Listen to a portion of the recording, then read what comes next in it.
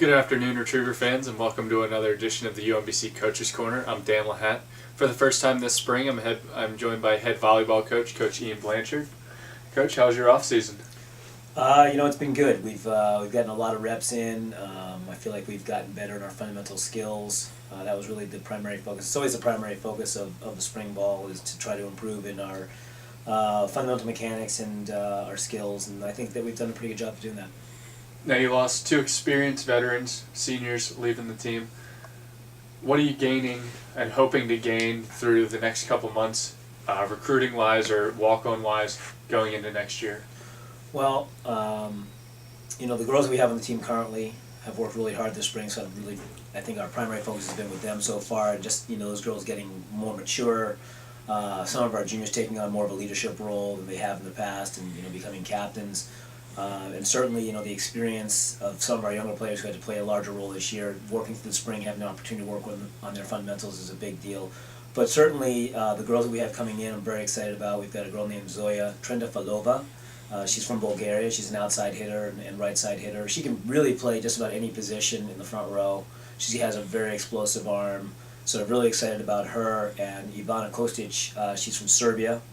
And she's a 6'2" middle hitter, and she's got a really good arm as well. And she's got a lot of both girls have a lot of international volleyball experience, so I think that's going to help a great deal. And it's going to be interesting seeing how they add to the culture of our team, having these two Eastern European young women join us.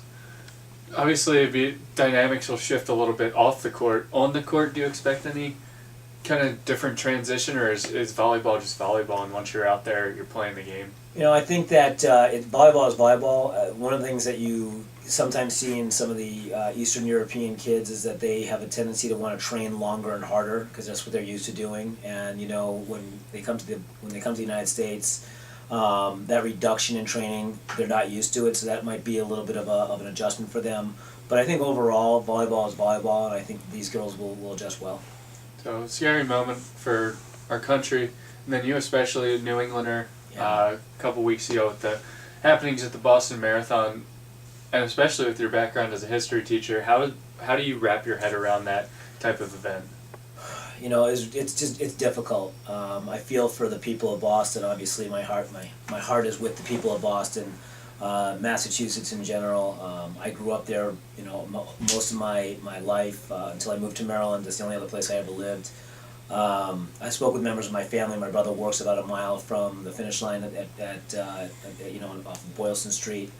Just a really, really difficult time. I'm so proud of how the city has kind of rallied around each other. The police departments of Watertown and Boston. Two of my alma maters from Westfield State, Lieutenant Colonel of the State Police Force and the Chief of Police in Watertown are both graduates of my university, so that was kind of cool to see that they had such a big role in stopping the perpetrators of this just heinous crime. Now, how do you kind of talk about that with whether it's your kids here or your kids at home? It's such a traumatic event.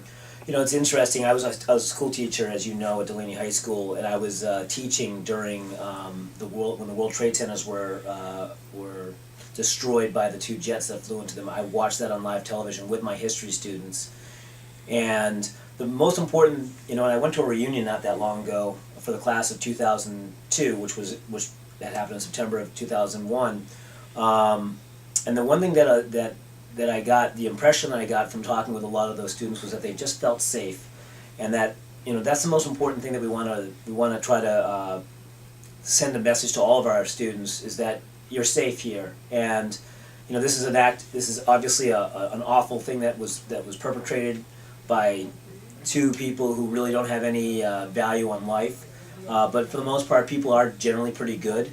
And we're going to do everything we can here to be safe, and we're going to stay strong as they are in Boston. It's Boston strong. I love that slogan. We're going to stay strong, and we're not going to allow acts of violence like that to rule our lives. We're going to continue living our life the way we want to live it.